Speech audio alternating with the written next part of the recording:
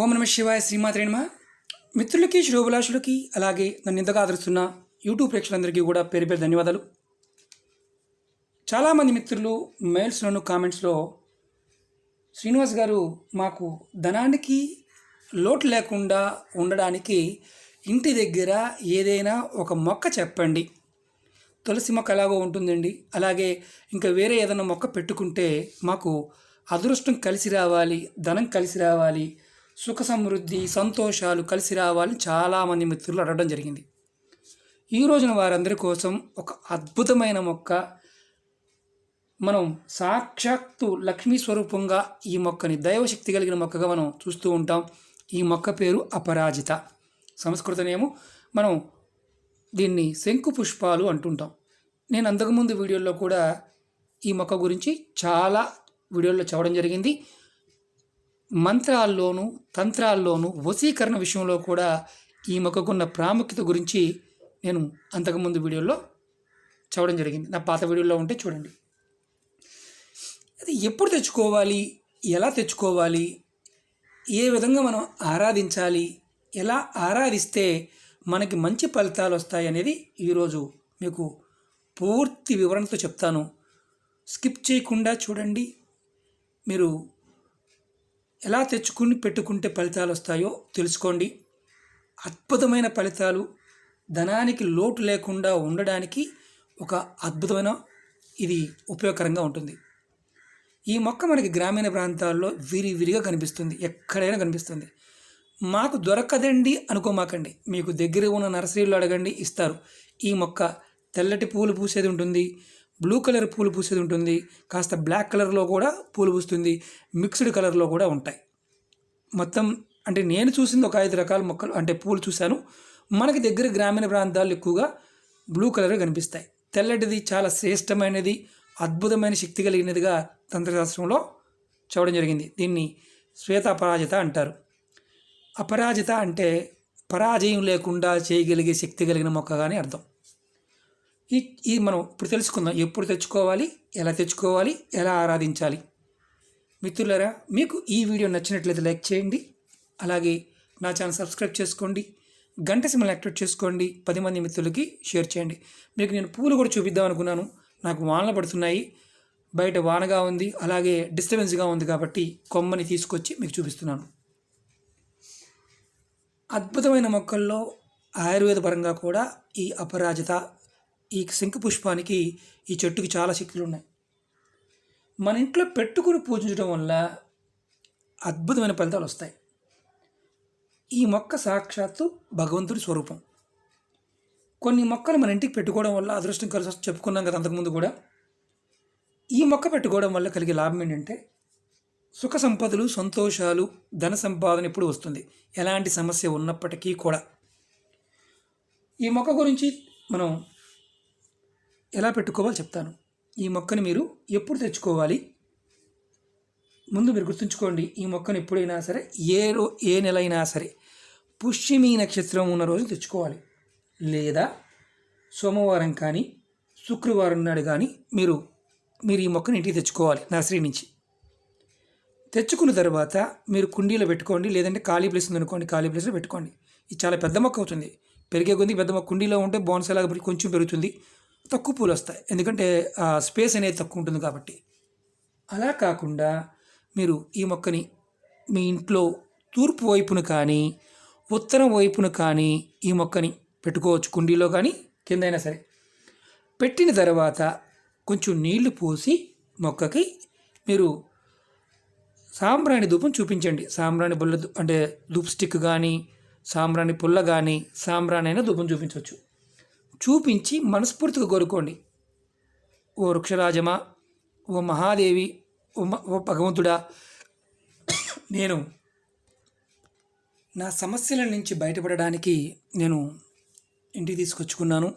నేను మనస్ఫూర్తిగా ప్రతిరోజు కూడా ఆరాధన చేస్తాను అని మనసులో సంకల్పం చెప్పుకోండి.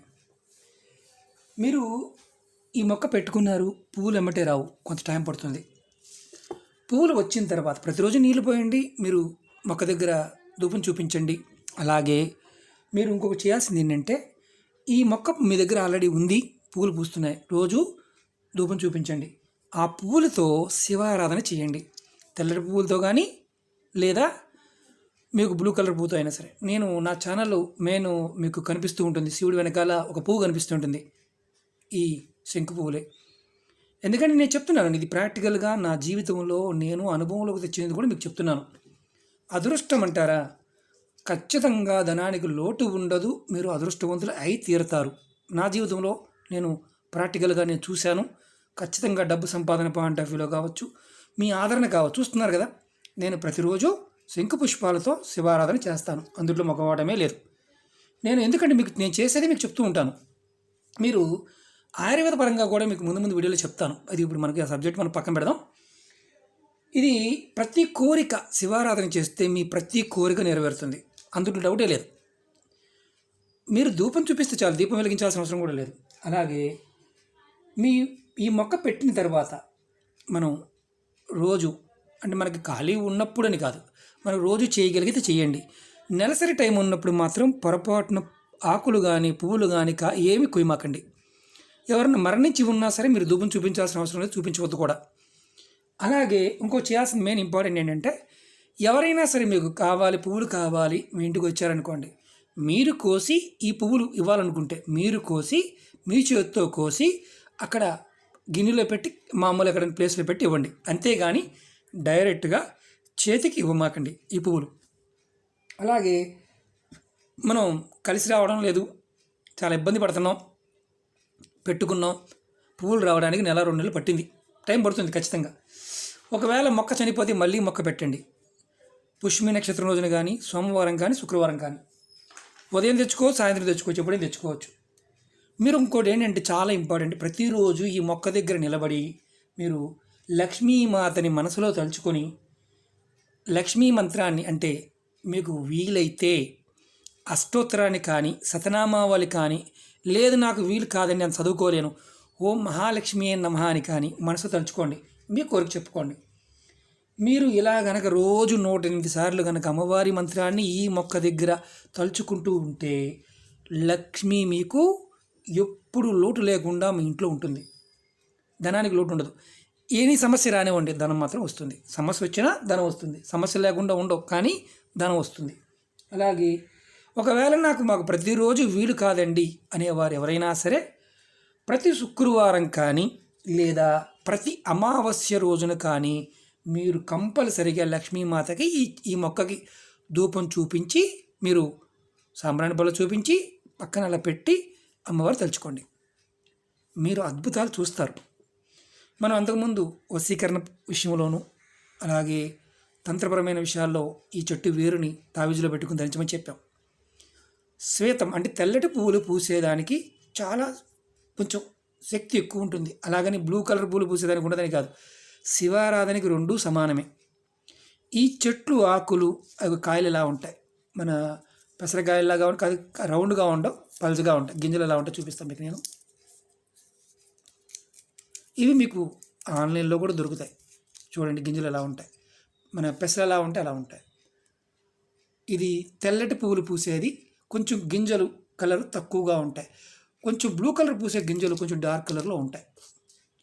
కాబట్టి మీరు బ్లూ అయినా పర్వాలేదు, తెలుపుదైనా పర్వాలేదు, నలుపుదైనా పర్వాలేదు, నల్లటి పువ్వులు కనుక మీకు దొరికితే మీరు కనుక దుర్గని కానీ కాళికాని కానీ చండీని కానీ ఆరాధిస్తే శత్రువు అనేవాడు ఎంత గొప్ప శత్రువు అయినా సరే నిర్వీర్యమైపోతాడు, అంత గొప్ప శక్తి ఉంటుంది. ఆయుర్వేద పరంగా ఈ పువ్వులతో టీ తయారు చేస్తారు ఎన్నో సమస్యలకు ముందు. అంతకుముందు వీడియోలో ఉన్నాయి చూడండి, ముందు కూడా చెప్తాను మీకు. అలాగే ఈ అపరాజిత మొక్క అంటే అంటే సంస్కృత నామం, ఇది భూమి మీద చిన్న మొక్కలు వచ్చేది ఉంటుంది, అది కాదు, మనకి పాకేది కావాలి.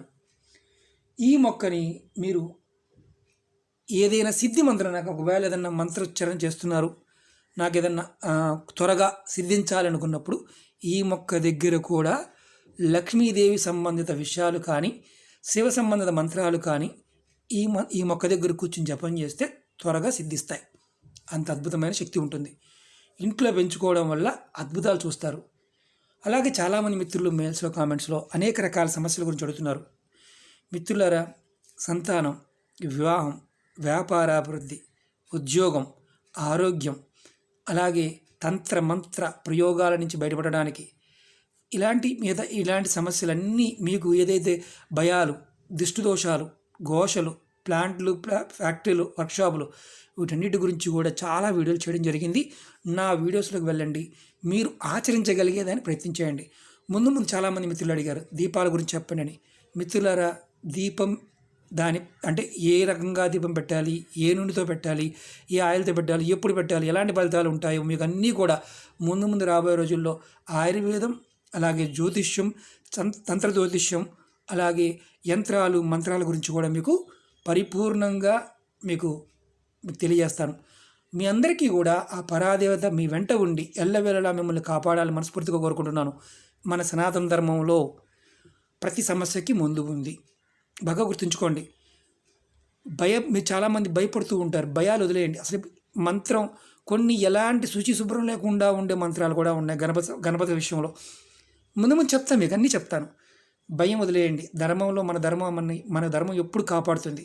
మన పూర్వీకులు మనకి ఇచ్చిన అద్భుతమైన ఆయుర్వేదం, ఈ తంత్ర మంత్రాల్లో అన్ని శక్తులు ఉన్నాయి. మన వాళ్ళు శాంతి కాముకులు. అంటే ఏంటంటే ఏదో ఎవరినో అనేసి దాని నుంచి లాభం పొందాలని చూడరు. ఎందుకంటే పూర్వకర్మ అనుభవించాలి, పూర్వశాపాలు తొలగించుకోవాలి.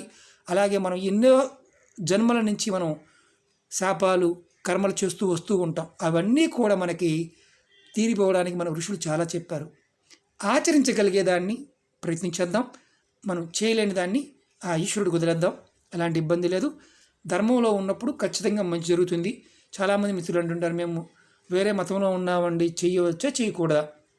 మీరు మనస్ఫూర్తిగా ఇది చెయ్యాలి అనుకుంటే, అందరూ సనాతన ధర్మంలో ఉన్నవారు, ఈ దేశంలో ఉన్నవారు, భారతదేశంలో ఉన్నవారు కాబట్టి ప్రయత్నం చేయండి.